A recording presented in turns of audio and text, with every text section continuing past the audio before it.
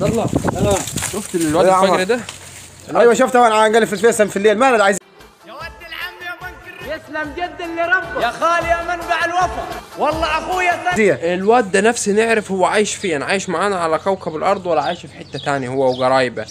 ده ما فيش واحد في قرايبه راجل طلع عفش يا ابو ده ما يعني فاضي يا عمر. فاضي صح. فاضي. طب وش احنا معاه؟ هذا ما هنعمل ايه طيب يا ابو الريد؟ كله يا ولد عمي يا اصيل يا عم يا خالتي يا جد، ويصرخ الواد ويا جدتي ومخلاش حد في مالك؟ سماها مالك فيا معاك انت؟ مش هينفع يا ابو خالك وعمك ما كفاياك يا ده وقوم شوف لك شغلانه. ربنا كرمك وعطيك عيله زينه يعني ما تقدرش تقول مالك ده انت عيلتك تحسدها على نظامك.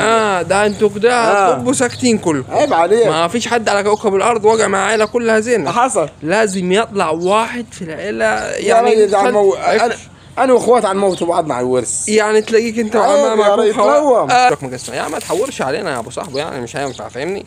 يعني عايز تزيد انت وخوالك وعيله عمامك لمها شويه. لمها. عايز يزيد على جنب يعني خد لك فاهمني، وعادي خدوا راحتكم، انما مش هينفع اترجع فاهمني. مش احنا تعبنا هنخش على الفيس نقلب 3 دقايق نلاقي دي يا ولد خالي والعيال زايطه وراك. ما المشكله مش فيك، العيال زايطه وراك يا ابو صاحبه، فمش هينفع.